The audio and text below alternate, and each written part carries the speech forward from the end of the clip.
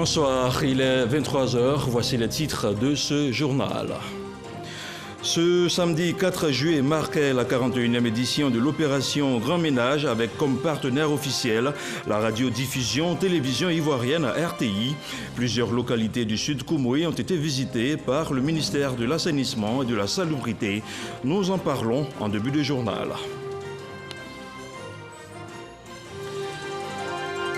L'origine des catastrophes naturelles proviendrait du changement climatique selon des scientifiques. En Afrique comme en Europe, les inondations sont de plus en plus redoutées. Le phénomène constitue une problématique mondiale à laquelle les États sont confrontés, surtout en saison pluvieuse. Des détails dans ce journal. Et la Côte d'Ivoire a enregistré aujourd'hui 218 nouveaux cas de Covid-19 sur 1553 échantillons prélevés, soit au 14% de cas positifs, 81 guéris et 2 décès. Le ministre de la Santé et de l'Hygiène publique rappelle que la pandémie n'est pas terminée. Voilà pour le titre. Ce samedi 4 juillet marquait la 41e édition de l'opération Grand Ménage avec comme partenaire officiel à la radiodiffusion télévision ivoirienne RTI. L'Arabia, Assé et Sama sont les localités visitées par le ministère de l'Assainissement et de la Salubrité. Plusieurs temps forts ont marqué l'opération, notamment des actions de nettoyage, des remises de kits de salubrité, l'installation de comités locaux de salubrité et la remise de matériel.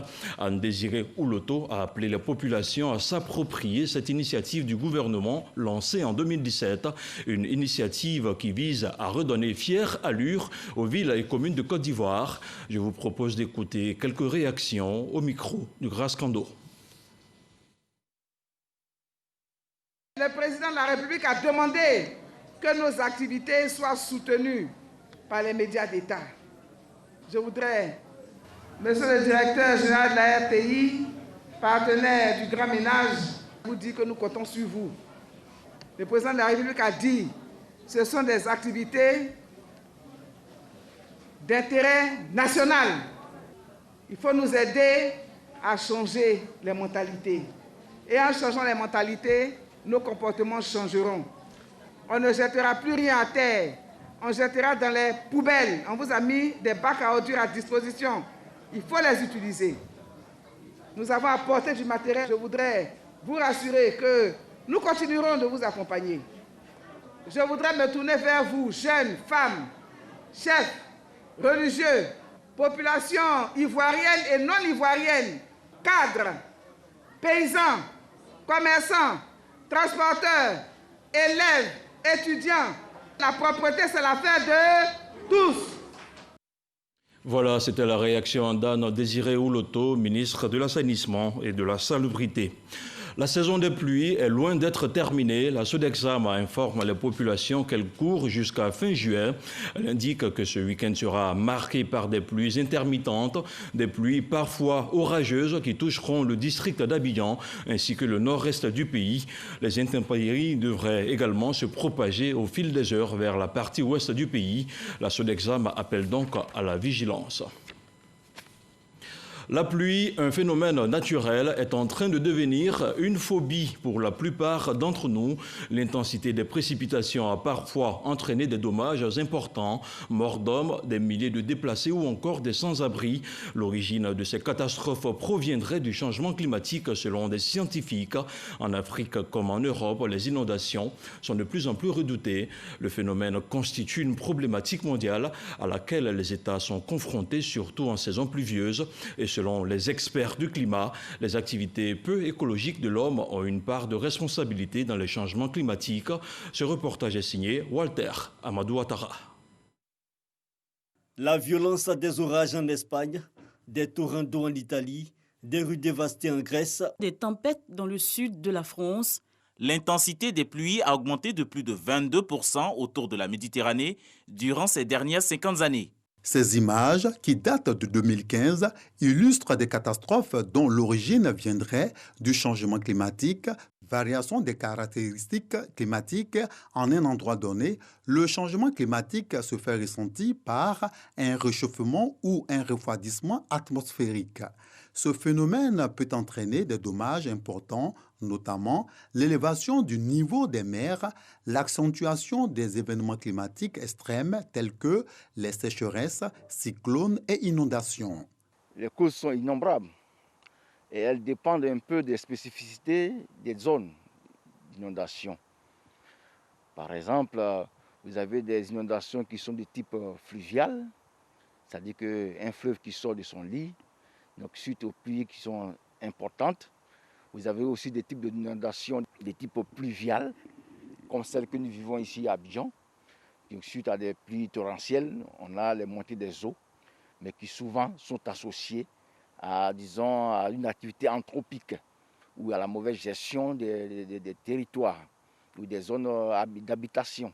Donc il y a un foison de causes donc, qui sont aussi complexes les unes que les autres. Pour les experts de la question, certaines activités humaines causant les différents types de pollution impactent négativement l'environnement. Au nombre des activités de l'homme, longtemps décriées, se trouvent entre autres la déforestation et la production de gaz à effet de serre qui s'accroît depuis 1750, début de l'ère industrielle.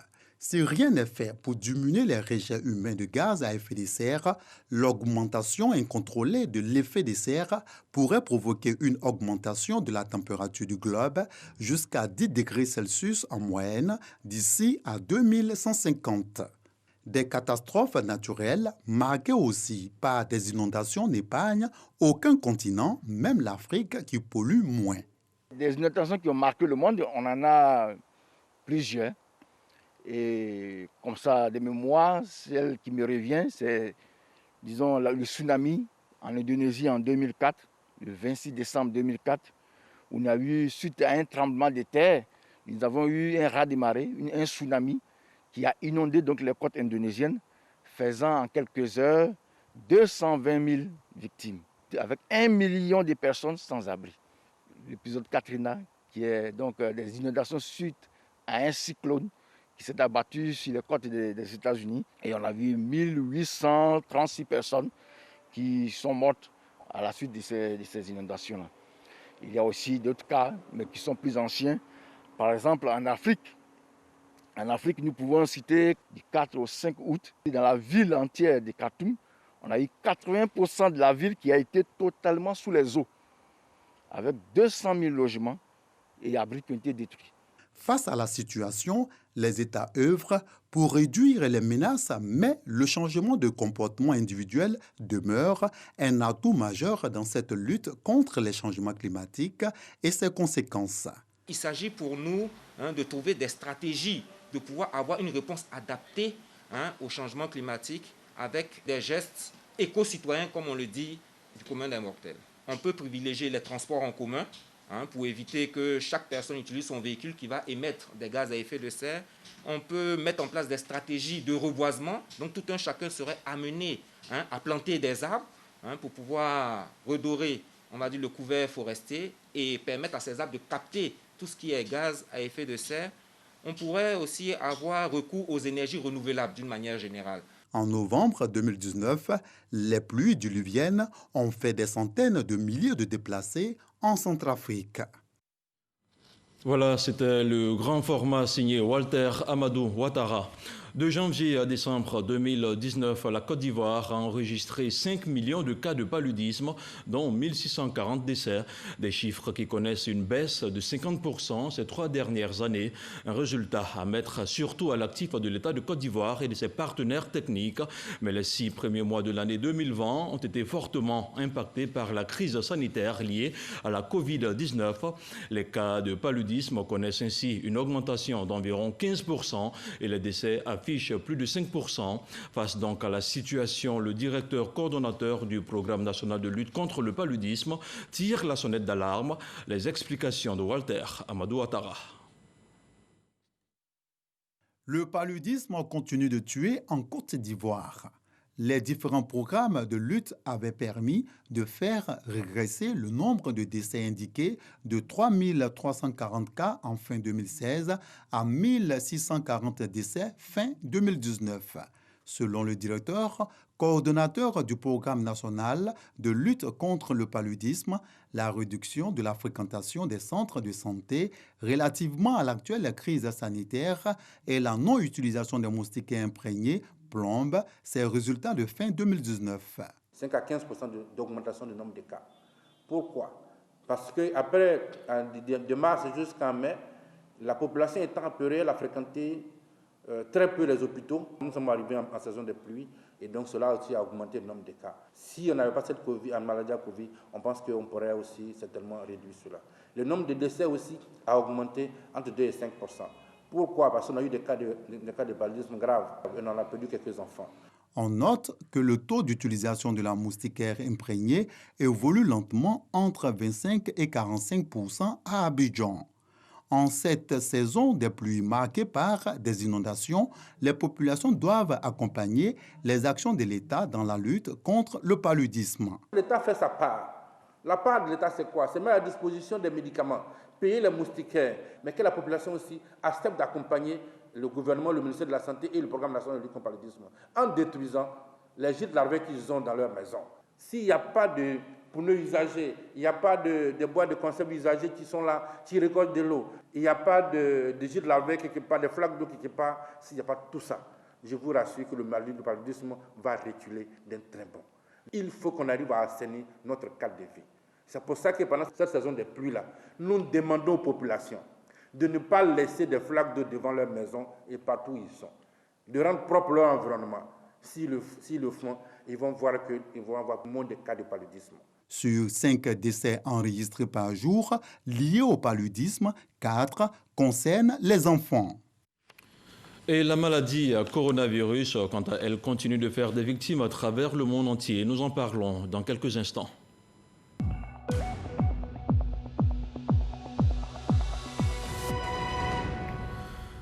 Le ministère de la Santé et de l'Hygiène publique a enregistré aujourd'hui 218 nouveaux cas de Covid-19.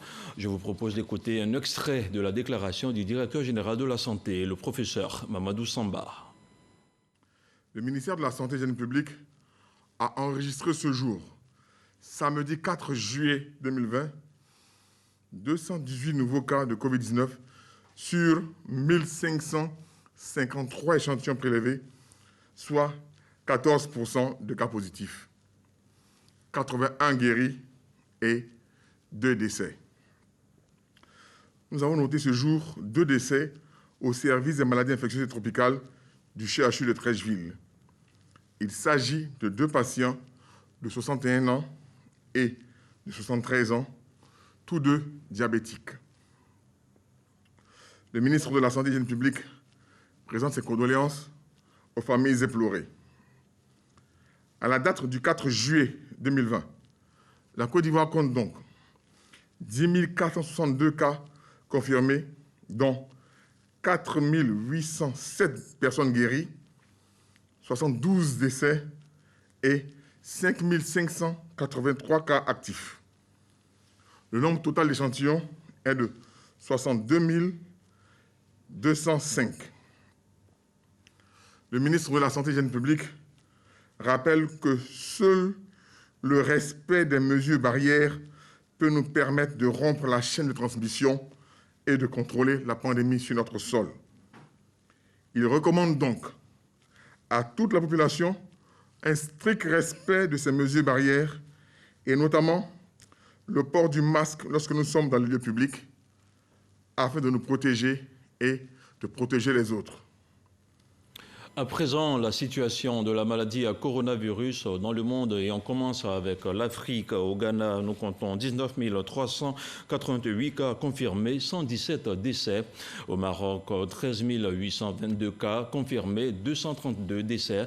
En Afrique du Sud, 177 124 cas confirmés, 2 952 décès. Au Nigeria, 27 564 cas confirmés, 628 décès. Et dans le monde, au au moins 11 143 945 cas confirmés, au moins 527 681 décès. C'est une source de l'OMS.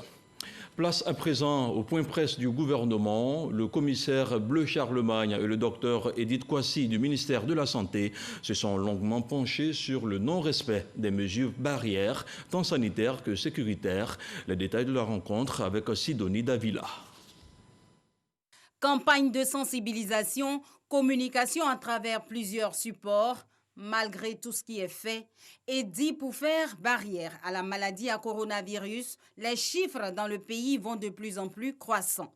Une situation qui s'explique par plusieurs raisons. L'épicentre demeure le Grand Abidjan avec au moins 96% des cas. L'intérieur du pays faiblement impacté, même si le nombre de districts sanitaires touchés a augmenté. Des cas de décès de Covid-19 ont été également notifiés chez des sujets jeunes ou des sujets ne présentant aucun antécédent médical particulier. C'est la preuve que la maladie est réelle, qu'elle est dangereuse et que nul n'est à l'abri. Le ministère de la Santé note également un relâchement du respect des mesures barrières. Face à ce constat qui interpelle, Dr Edith Kwasi implique la responsabilité de tous dans le respect scrupuleux des mesures sanitaires et sécuritaires pour faire reculer la pandémie. Parlant justement de sécurité, en condamnant le comportement de certains usagers de la route qui enfreignent aux mesures sécuritaires mises en place par les autorités, le commissaire Bleu Charlemagne s'est voulu ferme. Les principaux convois officiels qui ont été organisés jusque-là étaient liés à la reprise des classes. Bien entendu, appelons la bienveillante attention de messieurs les préfets de nos 108 départements signataires délégués des dites autorisations à l'effet d'exiger à tout requérant le moyen par lequel il entend se rendre à Abidjan et vice-versa, conformément à l'annexe de l'arrêté susvisé.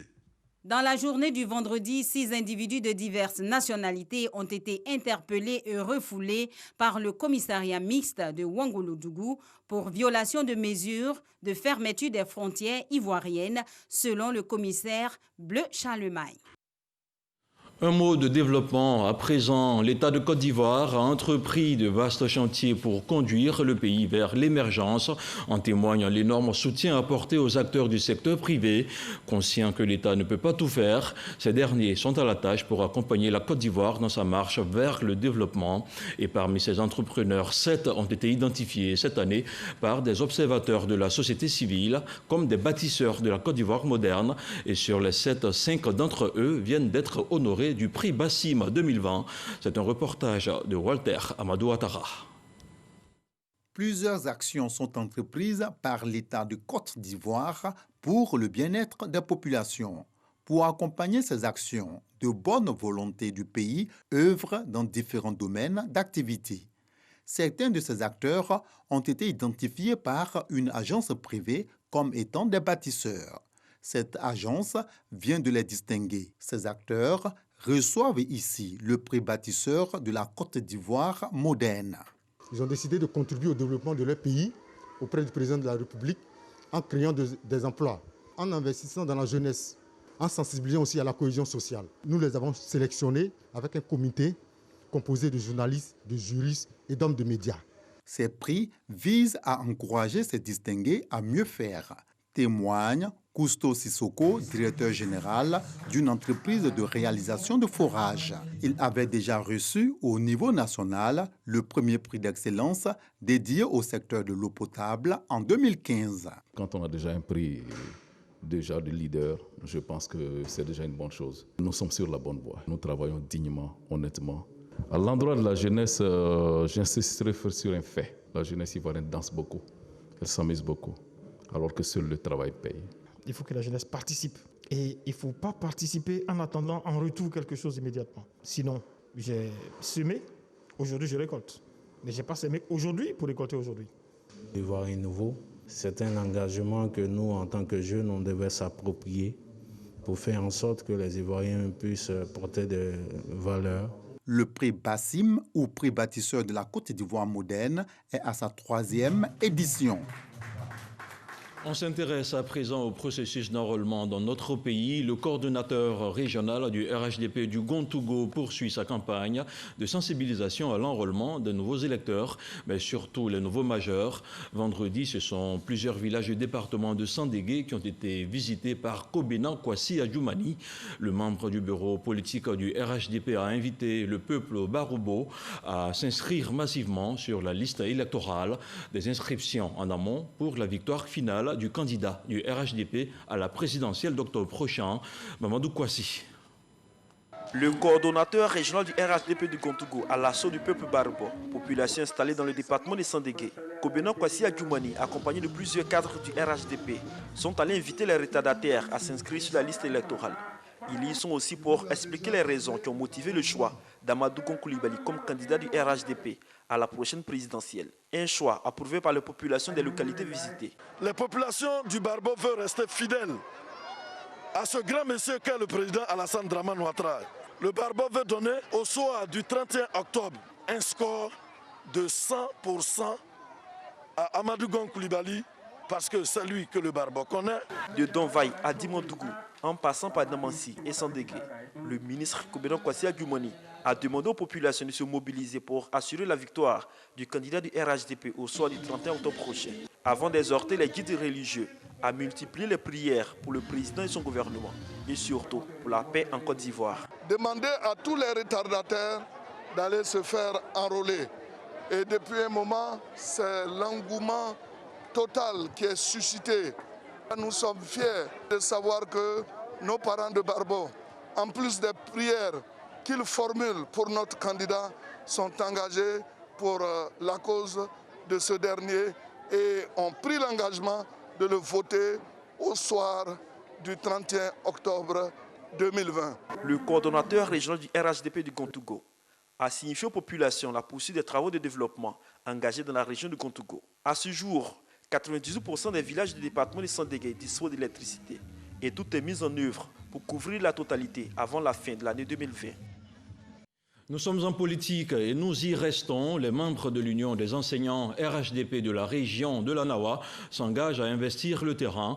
Ils vont sensibiliser les nouveaux majeurs et la population à prendre une part active au processus de révision du fichier électoral.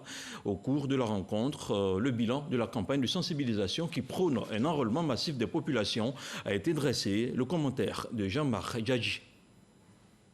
Après les villes de Soubré et Méagui, le coordinateur régional associé du Rassemblement des oufouettistes pour la démocratie et la paix de la Nawa continue d'investir le terrain. Cette fois, le cap est mis sur les localités de Buyo, Gueyo et Grands Atri.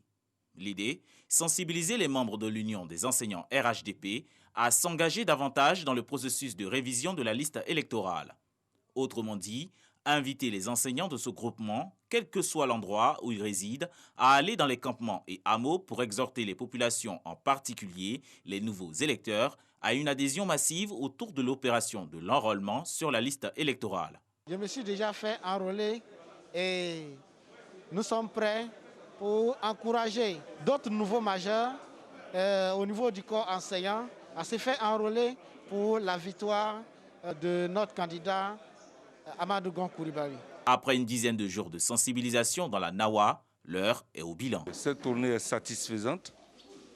On a senti une grande mobilisation aussi bien à Bio comme à Grands Atri. Et là, les enseignants sont mobilisés et ils comptent faire encore mieux que ce qu'ils ont fait. Pour les membres de l'Union des enseignants, UE-RHDP, la prorogation des jours du processus de révision de la liste électorale vient à point nommé pour leur permettre de multiplier les campagnes de sensibilisation à l'endroit des nouveaux majeurs pour la réussite de cette opération d'enrôlement.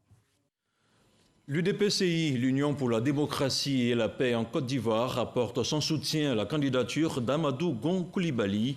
Plusieurs membres du parti Arc-en-Ciel étaient réunis en conclave à Yamoussoukro. Sous la présidence de Laurent Gbagba, ils ont réaffirmé leur soutien aux candidats du parti et leur appartenance à la grande famille du RHDP. Kwadio Kwame.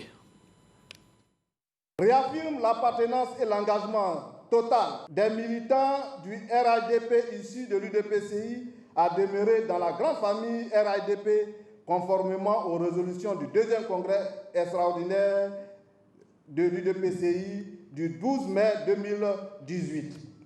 Soutient avec détermination et sincérité la candidature du Premier ministre Amadou Gon Coulibaly à l'élection présidentielle du 31 octobre 2020, conformément aux résolutions du Conseil politique du 12 mars 2020.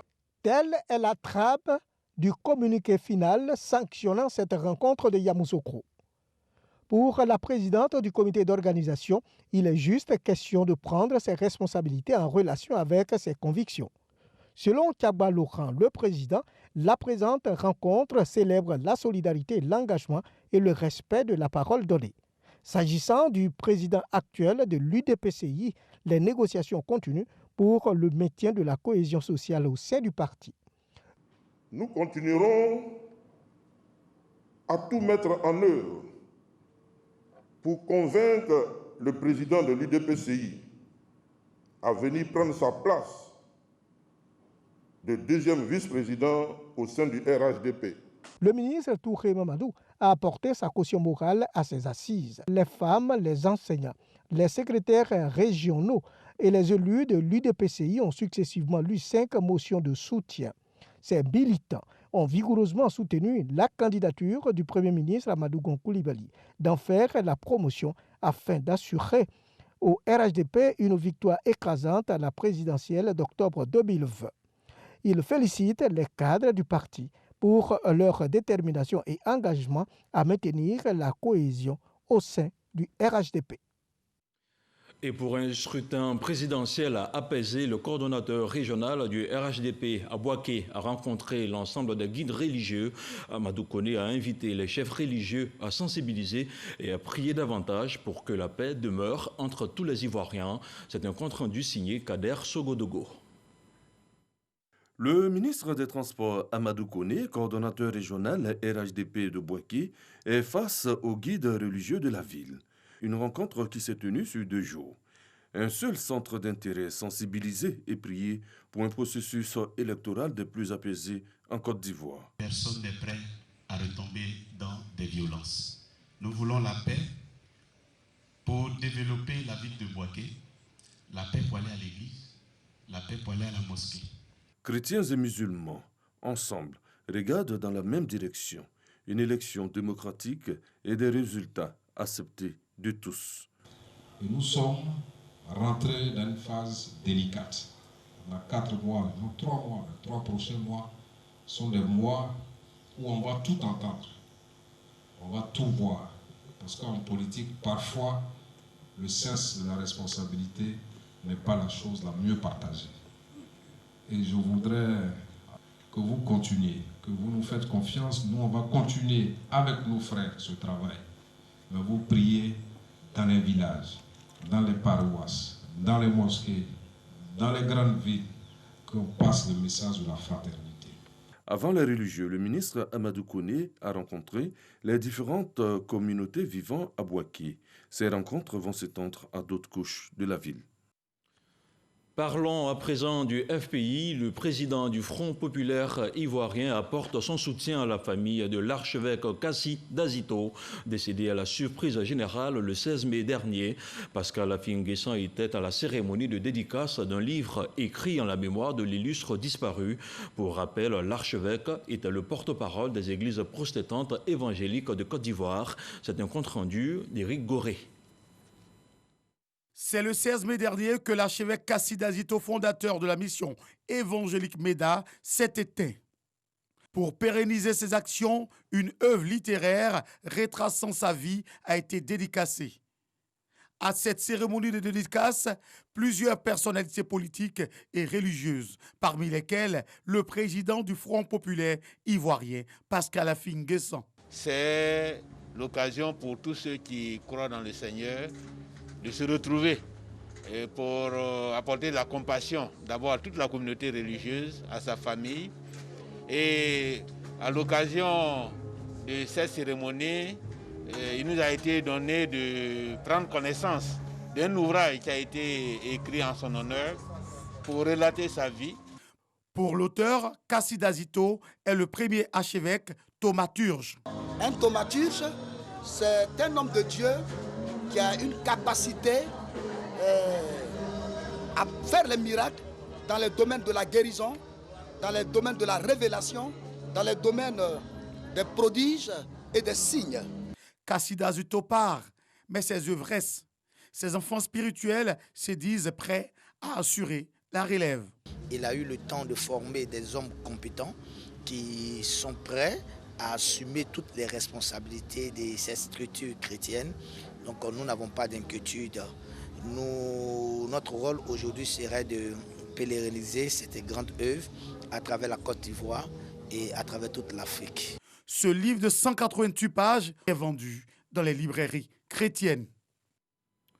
Et c'est la fin de cette édition d'information. Merci à vous tous de l'avoir suivi. Je vous retrouve dans quelques heures pour une autre tranche d'information, celle du 6h30. Bonne suite de soirée à vous sur RTI1.